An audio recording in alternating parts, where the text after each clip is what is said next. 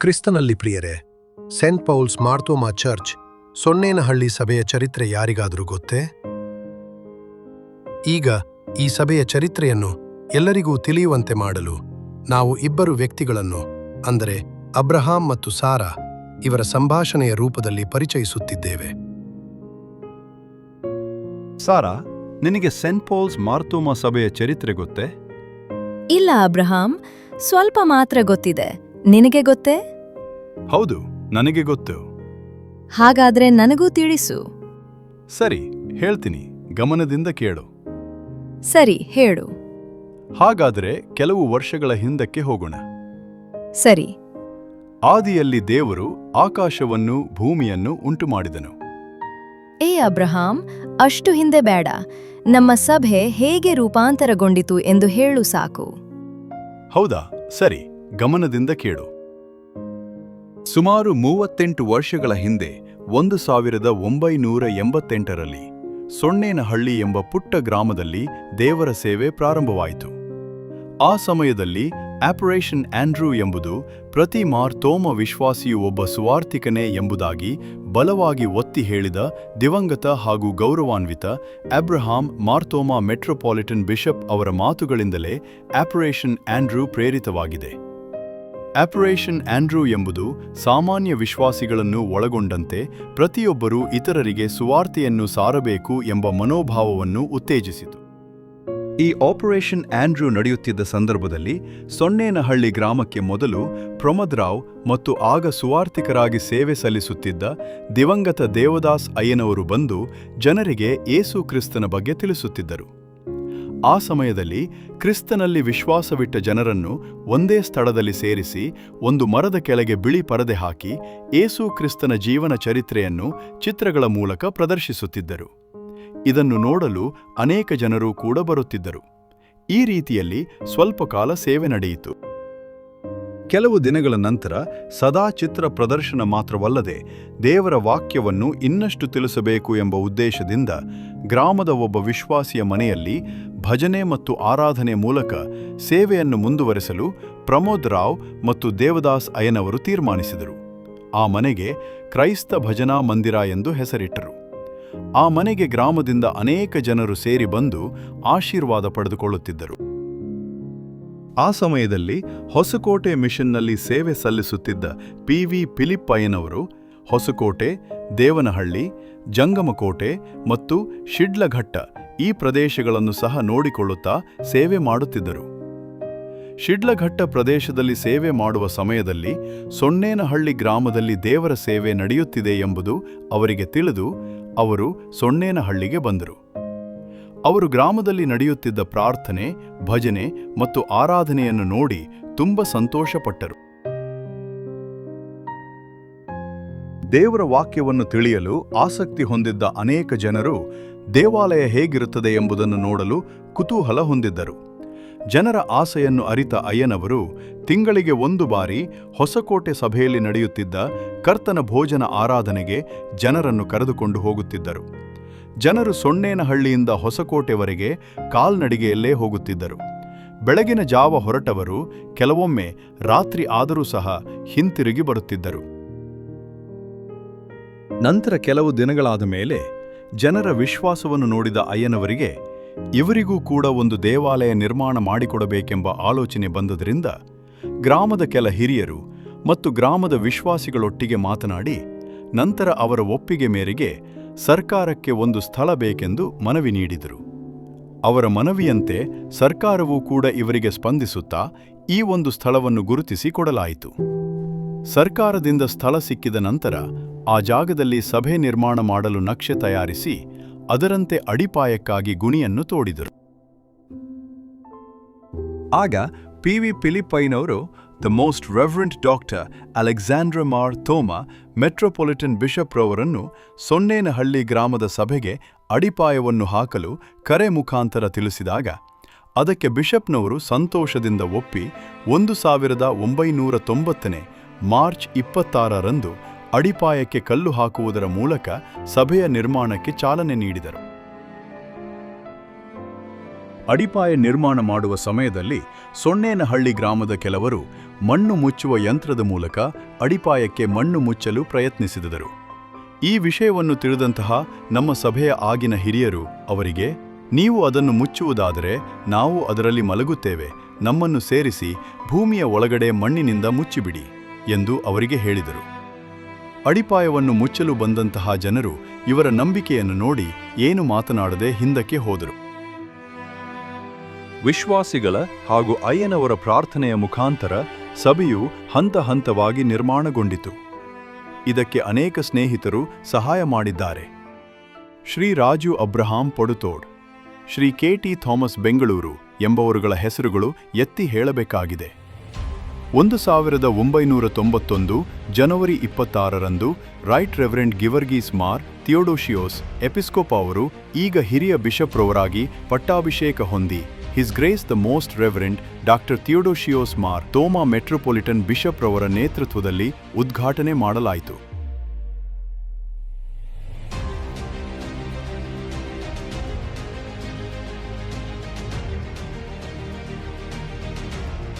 ಈ ಸಭೆಯು ಆ ಸಮಯದಲ್ಲಿ ದೇವನಹಳ್ಳಿ ಮಿಷನ್ನ ಅಧೀನದಲ್ಲಿದ್ದು ಮೊಟ್ಟಮೊದಲನೇದಾಗಿ ಪಿ.ವಿ. ಫಿಲಿಪ್ಪಯ್ಯನವರ ನೇತೃತ್ವದಲ್ಲಿ 1991 ಇಸ್ವಿಯಲ್ಲಿ ಸುವಾರ್ತಿಕರಾದ ಜಯಶೀಲನ್ ರವರನ್ನು ದೇವರ ಸೇವೆಗಾಗಿ ಈ ಸಭೆಗೆ ನೇಮಕ ಮಾಡಲಾಯಿತು. ಕೆಲವು ದಿನಗಳ ನಂತರ ಮಿಷನ್ನ ಬಹುತೇಕ ಮಂದಿ ಮಾರಾಮಣ್ ಸಮಾವೇಶಕ್ಕೆ ಹೋಗಿದ್ದಾಗ ಕೆಲವರು ಚರ್ಚ್ಗೆ ಬಂದು ಗಂಭೀರ ಹಾನಿಯನ್ನುಂಟು ಮಾಡಿ ಚರ್ಚ್ನ ಗಾಜಿನ ಕಿಟಕಿಗಳನ್ನು ಹಾಗೂ ಮೇಲ್ಛಾವಣಿಯನ್ನು ಒಡೆದು ಹಾಕಿ ಸುವಾರ್ತಿಕರ ಮನೆಗೂ ಹಾನಿಯನ್ನು ಮಾಡಿದರು. ಆ ಸಮಯದಲ್ಲಿ ಅಲ್ಲಿ ಸೇವೆ ಸಲ್ಲಿಸುತ್ತಿದ್ದ ಪಿ.ವಿ. ಫಿಲಿಪ್ಪಯ್ಯನವರು ಕೂಡ ಮಾರಾಮಣ್ಣಲ್ಲಿ ಇದ್ದರು.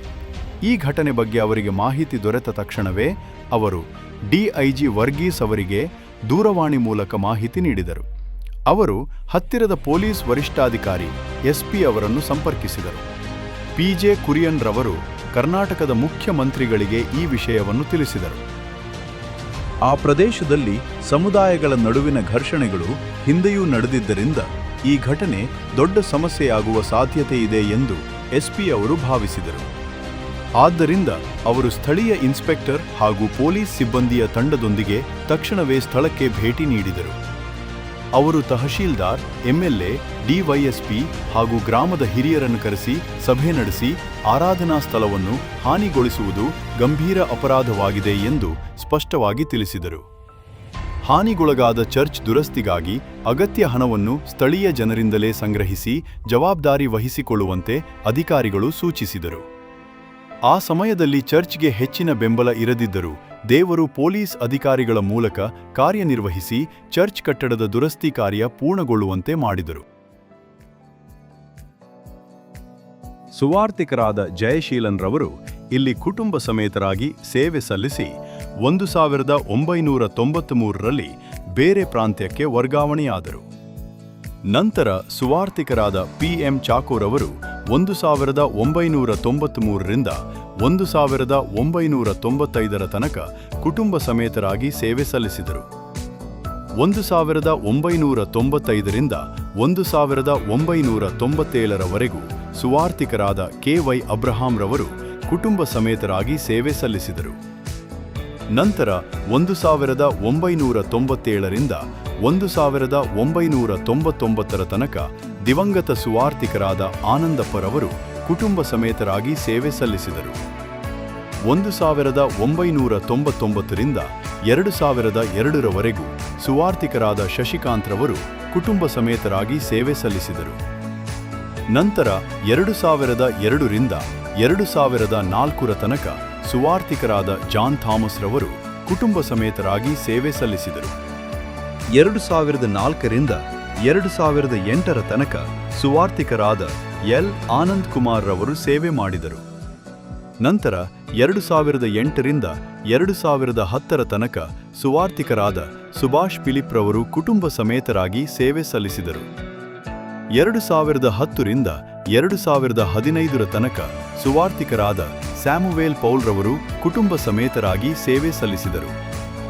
ನಂತರ 2015ರಿಂದ 2018ರವರೆಗೂ ಸುವಾರ್ತಿಕರಾದ ಮತ್ತಾಯಿ ವರ್ಗೀಸ್ ರವರು ಕುಟುಂಬ ಸಮೇತರಾಗಿ ಸೇವೆ ಸಲ್ಲಿಸಿದರು.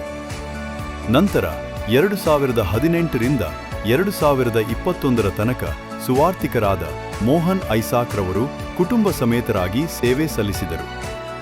2021ರಿಂದ 2024ರವರೆಗೂ ಮೊಟ್ಟಮೊದಲನೇದಾಗಿ ಸೇವೆ ಸಲ್ಲಿಸಿದ ಸುವಾರ್ತಿಕರಾದ ಜಯಶೀಲನ್ ರವರು ದೇವರ ಕೃಪೆಯಿಂದ ಮತ್ತೊಮ್ಮೆ ಕುಟುಂಬ ಸಮೇತರಾಗಿ ಸೇವೆ ಸಲ್ಲಿಸಿದರು. 2024ರಿಂದ ಪ್ರಸ್ತುತ ಸುವಾರ್ತಿಕರಾದ ಜಾನ್ ಮಾರಪ್ಪರವರು ಕುಟುಂಬ ಸಮೇತರಾಗಿ ಸೇವೆ ಸಲ್ಲಿಸುತ್ತಿದ್ದಾರೆ. ಇವರುಗಳು ಸಭೆಯ ಸುವಾರ್ತಿಕರಾಗಿ ಸೇವೆ ಸಲ್ಲಿಸಿದರು.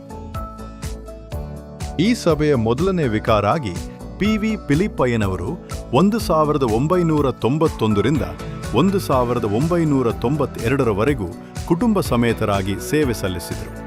ನಂತರ 1993ರಿಂದ 1996ರವರೆಗೂ ರೆವರೆಂಡ್ ಸ್ಯಾಮುಯೆಲ್ ಸಂತೋಷಮಯ್ಯನವರು ಸೇವೆ ಸಲ್ಲಿಸಿದರು. 1996ರಿಂದ 2000 ತನಕ ರೆವರೆಂಡ್ ಜೆ. ಚಿನ್ನದೊರೆ ಅಯ್ಯನವರು ಕುಟುಂಬ ಸಮೇತರಾಗಿ ಸೇವೆ ಸಲ್ಲಿಸಿದರು. 2001ರಿಂದ 2005ರವರೆಗೂ ರೆವರೆಂಡ್ ಜಾಕೋಬ್ ಜಾನ್ ಅಯ್ಯನವರು ಸೇವೆ ಸಲ್ಲಿಸಿದರು. 2005ರಿಂದ 2008ರ ತನಕ ರೆವರೆಂಡ್ ಜಾನ್ಸನ್ ಟಿ. ಉನ್ನಿತನ್ ಅಯ್ಯನವರು ಕುಟುಂಬ ಸಮೇತರಾಗಿ ಸೇವೆ ಸಲ್ಲಿಸಿದರು. 2008ರಿಂದ 2009ವರೆಗೂ ರೆವರೆಂಡ್ ಪೌಲ್ ಜಾಕೋಬ್ ಅಯ್ಯನವರು ಕುಟುಂಬ ಸಮೇತರಾಗಿ ಸೇವೆ ಸಲ್ಲಿಸಿದರು. 2010ರಿಂದ 2014ರ ತನಕ ರೆವರೆಂಡ್ ರೆನಿ ವರ್ಗೀಸ್ ಅಯ್ಯನವರು ಸೇವೆ ಸಲ್ಲಿಸಿದರು. 2014ರಿಂದ 2018ರವರೆಗೂ ರೆವರೆಂಡ್ ಅಜಿತ್ ಈಪನ್ ಮ್ಯಾಥ್ಯೂ ಅಯ್ಯನವರು ಕುಟುಂಬ ಸಮೇತರಾಗಿ ಸೇವೆ ಸಲ್ಲಿಸಿದರು. 2018ರಿಂದ 2022ರ ತನಕ ರೆವರೆಂಡ್ ಬೈಜು ಪಾಪಚ್ಚನ್ ಅಯ್ಯನವರು ಕುಟುಂಬ ಸಮೇತರಾಗಿ ಸೇವೆ ಸಲ್ಲಿಸಿದರು. 2022ರಿಂದ ಪ್ರಸ್ತುತ ರೆವರೆಂಡ್ ಸಂಕಲ್ಪ್ ಸ್ಯಾಮ್ ಮ್ಯಾಥ್ಯೂಸ್ ಅಯ್ಯನವರು ಕುಟುಂಬ ಸಮೇತರಾಗಿ ದೇವರ ಸೇವೆ ಸಲ್ಲಿಸುತ್ತಿದ್ದಾರೆ. ಈ ಸಭೆಯು ಕಳೆದ 35 ವರ್ಷಗಳಿಂದ ನಿಷ್ಠೆಯಿಂದ ಸೇವೆ ಸಲ್ಲಿಸಿರುವ ಎಲ್ಲ ಅಯ್ಯನವರುಗಳ ಮತ್ತು ಸುವಾರ್ತಿಕರ ಸೇವೆಯನ್ನು ಇಂದು ನಾವು ಗೌರವದಿಂದ ಸ್ಮರಿಸುತ್ತೇವೆ. ಅವರ ಪ್ರಾರ್ಥನೆಗಳು, ತ್ಯಾಗಗಳು ಮತ್ತು ಮಾರ್ಗದರ್ಶನದ ಮೂಲಕ ಈ ಸಭೆಯು ಆತ್ಮಿಕವಾಗಿ ಬೆಳೆಯುತ್ತಾ ಬಂದಿದೆ. ಅವರ ಅಚಲ ನಂಬಿಕೆ ಮತ್ತು ದೇವರ ಮೇಲಿನ ಸಂಪೂರ್ಣ ಸಮರ್ಪಣೆ ಸಭೆಗೆ ಬಲವಾದ ಆಧಾರವಾಗಿದೆ. ಅವರ ದೀರ್ಘಕಾಲದ ಸೇವೆಗೆ ಸಭೆಯ ಕುಟುಂಬವು ಸದಾ ಕೃತಜ್ಞತೆಯನ್ನು ವ್ಯಕ್ತಪಡಿಸುತ್ತದೆ ಮತ್ತು ದೇವರು ಅವರಿಗೆ ಉತ್ತಮ ಆರೋಗ್ಯ, ಶಾಂತಿ ಹಾಗೂ ಸಮೃದ್ಧ ಆಶೀರ್ವಾದಗಳನ್ನು ನೀಡಲಿ ಎಂದು ಹಾರೈಸುತ್ತದೆ. ನಮ್ಮ ದೇವಾಲಯದಲ್ಲಿ ಸಂಡೇ ಸ್ಕೂಲ್ ಸಂಘ, ಯುವಜನ ಸಂಘ, ಸೇವಿಕಾ ಸಂಘ ಮತ್ತು ಎಡವಕ ಮಿಷನ್ ಮೂಲಕ ಮಕ್ಕಳಿಂದ ಹಿಡಿದು ಹಿರಿಯರ ತನಕ ಎಲ್ಲರಿಗೂ ಆತ್ಮೀಯ ಬೆಳವಣಿಗೆಯ ವೇದಿಕೆ ಸೃಷ್ಟಿಯಾಗಿದೆ. ಕಳೆದ 35 ವರ್ಷಗಳಿಂದ ಮಕ್ಕಳಿಗಾಗಿ ವಿಶೇಷ ಸಭೆಗಳು, ಯುವಜನರಿಗಾಗಿ ಸಮ್ಮೇಳನಗಳು, ಮಹಿಳೆಯರಿಗಾಗಿ ಆತ್ಮೀಯ ಕಾರ್ಯಕ್ರಮಗಳು, ಹಿರಿಯರಿಗಾಗಿ ಪ್ರಾರ್ಥನಾ ಕೂಟಗಳನ್ನು ನಿರಂತರವಾಗಿ ನಡೆಸಿಕೊಂಡು ಬಂದಿದ್ದೇವೆ. ದೇವರ ವಾಕ್ಯದ ಮೂಲಕ ಅನೇಕ ಜೀವಗಳು ಬಲಪಡಿಸಲ್ಪಟ್ಟಿವೆ. ಅನೇಕ ಯುವಕರು ಸರಿಯಾದ ದಾರಿಗೆ ನಡೆಸಲ್ಪಟ್ಟಿದ್ದಾರೆ. ಈ ಸಭೆಯಿಂದ ಜಿ. ಜೋಸೆಫ್ ಹಾಗೂ ಮತ್ತಾಯ ಸಿ. ಅವರನ್ನು ದೇವರು ತನ್ನ ಸೇವೆಗಾಗಿ ಕರೆದು ಸುವಾರ್ತಿಕರನ್ನಾಗಿ ನೇಮಿಸಿದ್ದಾನೆ. ಅನೇಕ ಕುಟುಂಬಗಳು ವಿಶ್ವಾಸದಲ್ಲಿ ಸ್ಥಿರಗೊಂಡಿವೆ.